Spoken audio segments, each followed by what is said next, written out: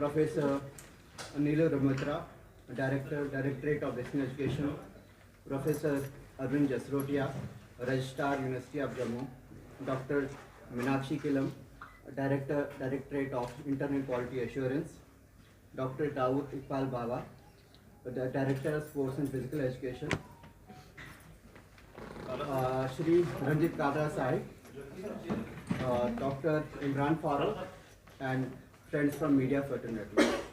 I, on my personal behalf and on behalf of the University of Jammu, welcome you all to the curtain raiser of Inter-University Sports Competition for the Chancellor's Trophy 2023. Before I request Honorable Vice Chancellor to address the media fraternity, I request dignitaries on the dais to please release the T-shirt for the event.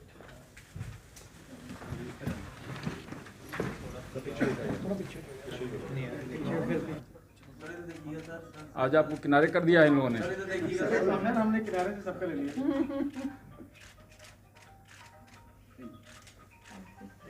Thank you.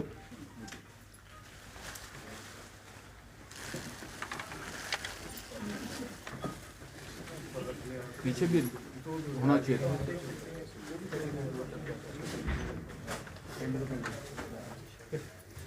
Now I request Dr. Dawood Iqbal Baba to speak briefly about this tomorrow's event. Welcome to all of you. This event named SOHAD is being held to promote the concept of NEP 2020, which envisages sports and part of curriculum and lays emphasis on sports, integrated learning and a skill for quality life.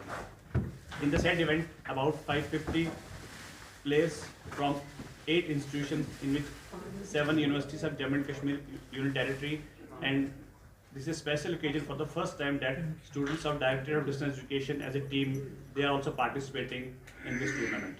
Around 550 participants in 6 different disciplines: cricket, volleyball, basketball, kabaddi, athletics and table tennis. They will participate in these. It will be held from 15th to 17th of March for 3 days.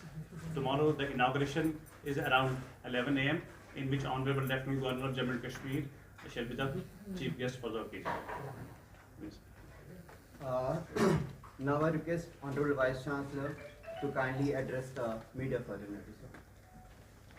नमस्कार। To begin with, I would like to quote Swami Vivekananda ji, who has said that all power is within you. Call upon that power. Friends, it is a matter of great pride for all of us, the people of Union Territory of Jammu and Kashmir, that the University of Jammu has been selected as one of the partners for hosting pre-summit of G20 group of countries. In order to promote brotherhood among students and scholars of the various universities participating in this tournament, and to build trust and social harmony. Being a partner of G20 group, the Directorate of Sports and Physical Education, University of Jammu, has taken initiative to organize inter-university sports competition for the Chancellor's Trophy 2023 with effect from 15th March 23. And this function is for 3 days. As thou have said, that the various disciplines are included in this tournament: athletics, basketball, cricket, kabaddi, volleyball, table tennis. You will be happy to know that this event is named Sauhard, meaning brotherhood, and is being held under the auspices of our Honorable Chancellor initiative, My Youth, My Pride, to promote the concept of National Education Policy 2020 that envisages sports as part of the curriculum and lays emphasis on sports, integrated learning, and as a skill for quality life. This sport event will be an effective and powerful tool to foster brotherhood, national integrity, and community bonding among the participants of Jammu and Kashmir.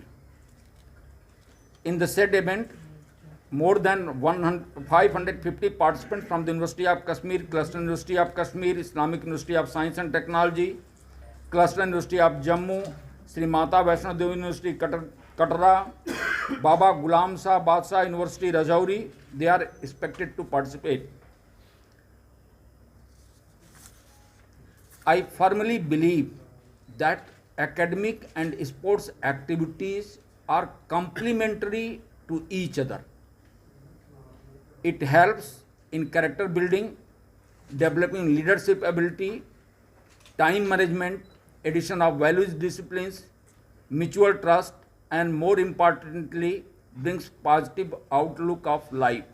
What is important is that for the first time, the students of Directorate of Distance and Open Learning, they are participating in that event, and that has opened the sports to all the students, including the distance mode education of the University of Jammu. Thank you.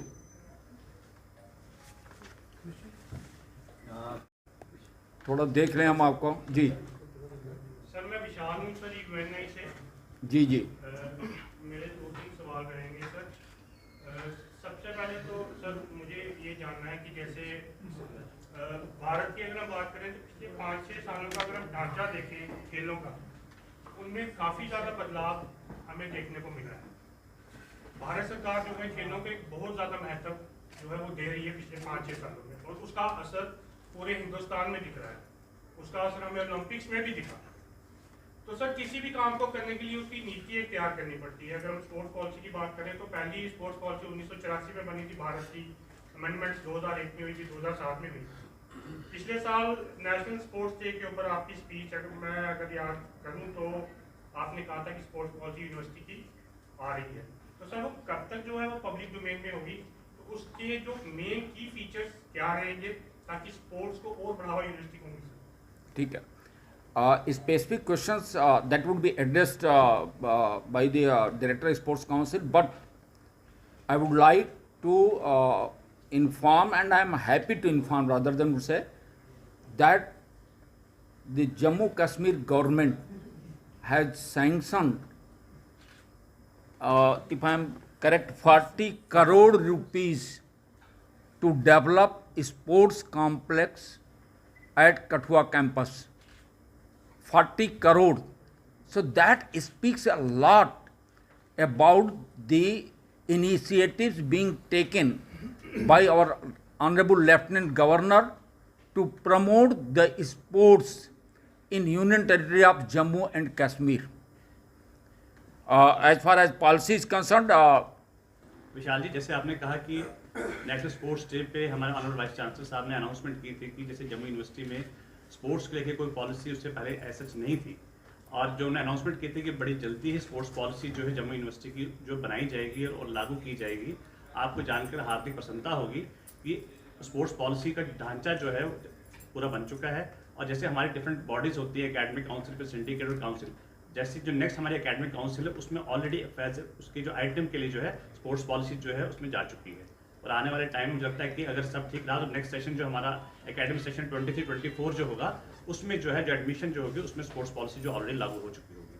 Sir अक्सर ये देखा जाता है कि college level तक जो बच्चे sports पे इंटरेस्टेड होते हैं वो कॉलेज लेवल तक स्पोर्ट्स को खेलते हैं, लेकिन एक लेवल के बाद एडमिशन जब उनकी यूनिवर्सिटी लेवल पे हो जाती है, स्पोर्ट्स कोटा में मैं बात कर रहा हूँ, स्पोर्ट्स कोटा की, लेकिन उसके बाद उनकी जो रुचि है वो स्पोर्ट्स की तरफ बहुत कम हो जाती है, जिस कारण जो है वो यूनिवर्सिटी लेवल पे शायद वो पार्टिसिपेट नहीं कर पाते हैं, और बहुत से ऐसा टैलेंट है जो यूनिवर्सिटी लेवल पे बाहर जो है वो अपना टैलेंट नहीं दिखा पाता। तो इसके लिए कोई खास कदम आपकी तरफ से उठाए गए हो ताकि उनके लिए वो मैंडेटरी हो पार्टिसिपेशन? बहुत अच्छा प्रश्न आपने किया है, और अगर आप 1 साल का मेरा टेन्योर का इनिशिएटिव देखें तो इंटायर फोकस जो पूरा है वो ये है कि कल्चरल एक्टिविटीज एंड स्पोर्ट्स को करिकुलम का पार्ट बनाया जाए, और वो अंडर ग्रेजुएट में करिकुलम का पार्ट हो चुका है। No more that is extra curricular activities, it has become the part of the curriculum.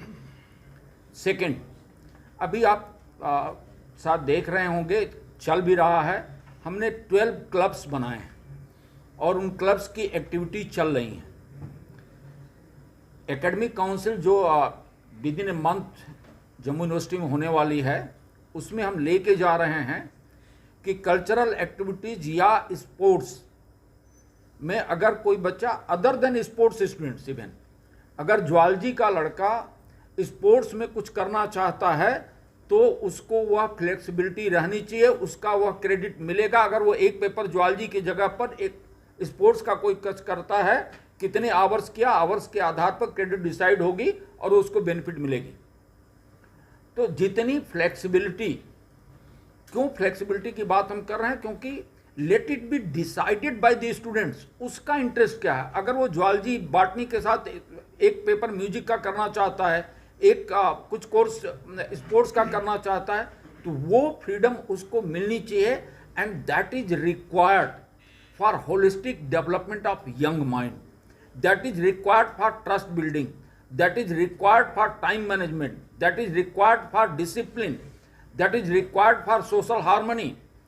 तो ये उस बच्चे के ओवरऑल जो पर्सनालिटी डेवलपमेंट है, इसके लिए यह जरूरी हो गया है कि वह क्लासरूम की चारदीवारियों से बाहर निकले और शिक्षा का सही माने में अर्थ समझे और अपनी इनर ड्रीम को पहचान करके अपने जीवन में कदम उठाए।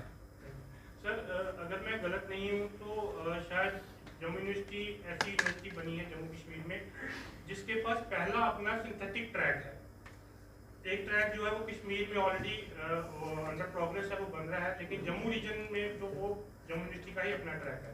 उसके अलावा इंफ्रास्ट्रक्चर का ढांचा पिछले 5 से 6 सालों में जो है वो बढ़ा है। एकेडमिक्स को जो है वो बढ़ावा दिया गया है। काफ़ी डिसिप्लिन जो है उसमें एड ऑन किए गए हैं स्पोर्ट्स डिपार्टमेंट में। तो क्या आने वाले दिनों में कुछ और डिसिप्लिन ऐड होंगे और एकेडमिक्स जो है वो इंट्रोड्यूस की जाएंगी, ताकि जो स्पोर्ट्स का सही मायने में ढांचा है, जो मायने हैं स्पोर्ट्स के जम्मू यूनिवर्सिटी के लिए, उसको उसमें बदलाव देखने को मिले। डिटेल्स मैं आग्रह करूंगा, डायरेक्टर फिजिकल एजुकेशन ऑलरेडी इस पर काम कर चुके हैं, ही विल ब्रीफ। जैसे मैं आपको बता दूं कि हमें 22-23 में जो है कैपेक्स में 5 करोड़ रुपए जो है जम्मू यूनिवर्सिटी को जो है सैंक्शन हुआ, जिसमें कि हम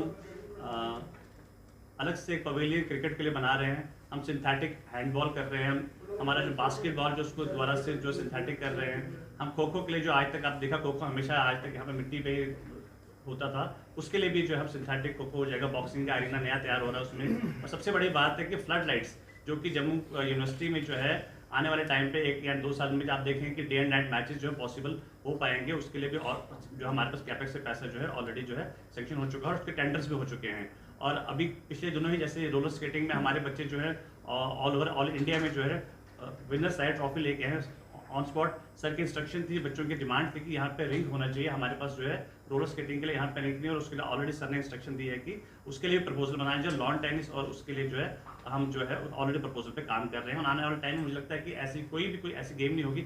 शूटिंग रेंज सबसे बड़ी इंपॉर्टेंट की शूटिंग रेंज है नॉर्दर्न इंडिया में जो है one of the best shooting range जो है आने वाले टाइम पे आप देखेंगे कि जम्मू में जो एस्टैब्लिश होगी। सर, मेरी तरफ से एक आखिरी सवाल ये रहेगा कि अगर आप राज्य पड़ोसी राज्य को देखें, अपने हरियाणा, पंजाब, इवन हिमाचल, वो वहाँ पे जो एजुकेशनल हब्स हैं, यूनिवर्सिटीज़ हैं, कॉलेजेस हैं, वो कॉर्पोरेट सेक्टर को बहुत ज़्यादा इन्वॉल्व करते हैं स्पोर्ट्स के लिए। तो क्या यूनिवर्सिटी ने ऐसा कोई इनिशिएटिव लिया है या लिया जाएगा आपकी तरफ से, ताकि जो जम्मू कश्मीर का कॉर्पोरेट सेक्टर है वो इस तरफ अपना ध्यान दे, जो कि बहुत कम देखने को मिलता है। ठीक बात है। मैडम बगल में बैठी हुई हैं, एक कमेटी कॉन्स्टिट्यूट हो गई है और she is heading that committee, और उस कमेटी को जो जिम्मेदारी दी गई है वो जिम्मेदारी दी गई है एक्सपीरियंशियल लर्निंग को क्रेडिट दी जाए। क्या हम इसका मतलब बताना चाहेंगे, क्या समझते हैं? जैसे आप मीडिया पर्सनल हैं, आपकी एक एक्सपीरियंशियल लर्निंग मीडिया में हुई और आप जर्नलिज्म में पीजी की डिग्री लेना चाहते हैं, तो एज मीडिया पर्सनल आपने, अगर आपको फॉर्मल डिग्री नहीं है तो एज मीडिया पर्सनल आपने जो ट्रेनिंग ली हुई है इसका एक क्रेडिट दिया जाए और रिमेनिंग क्रेडिट के लिए आप एडमिशन लेंगे तो क्या फ़ायदा होगा।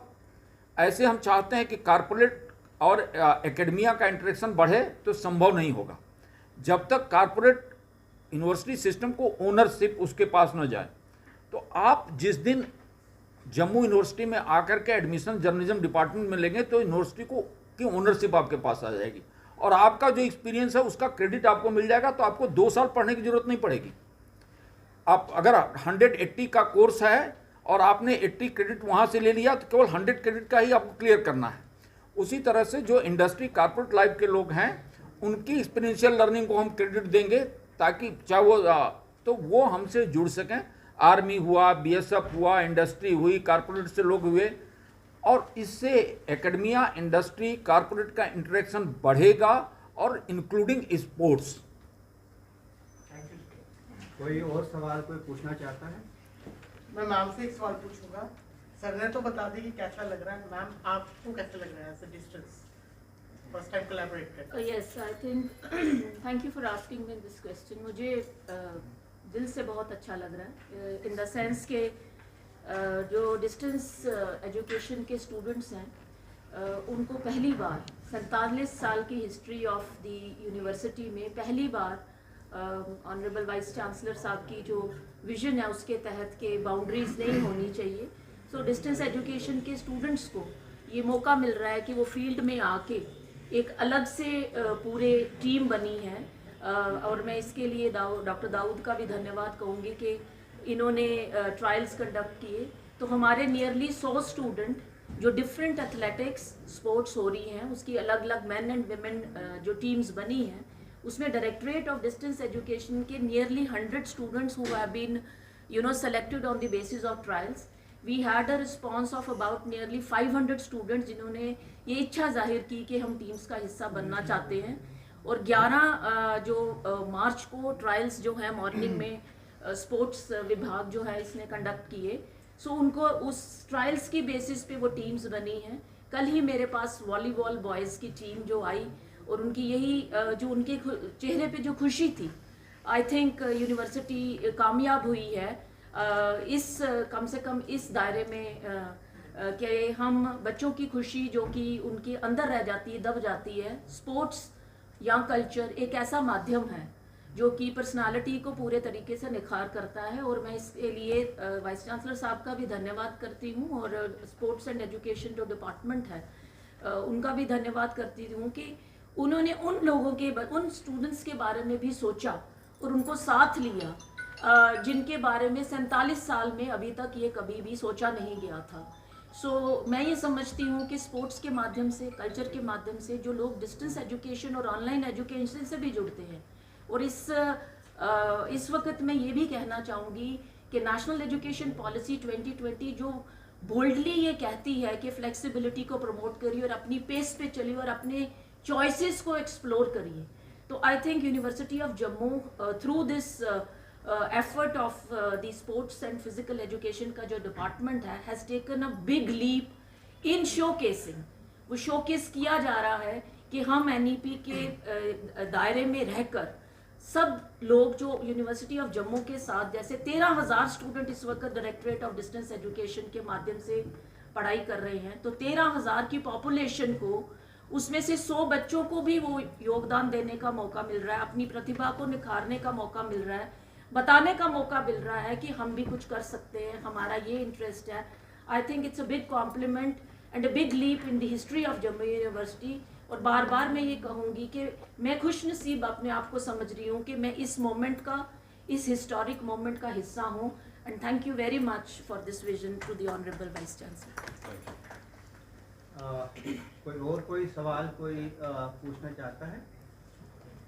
ये इवेंट हो रहा है, इसमें आप हमेशा देखते हैं और मेरे डिपार्टमेंट की ओर से अगर मैं सोचूं तो हमारी कोशिश होती है कि क्वालिटी ऑफ एजुकेशन बढ़े, हमारी बेहतर हो। और उसमें हम क्या करना चाहते हैं कि हम कोलैबोरेट करना चाहते हैं इंटरनेशनल इंस्टीट्यूशन से, नेशनल से, स्टेट लेवल से, आसपास के इंस्टीट्यूशन से, चाहे वो एजुकेशनल हो, चाहे वो कॉर्पोरेट में हो, चाहे वो गवर्नमेंट में हो।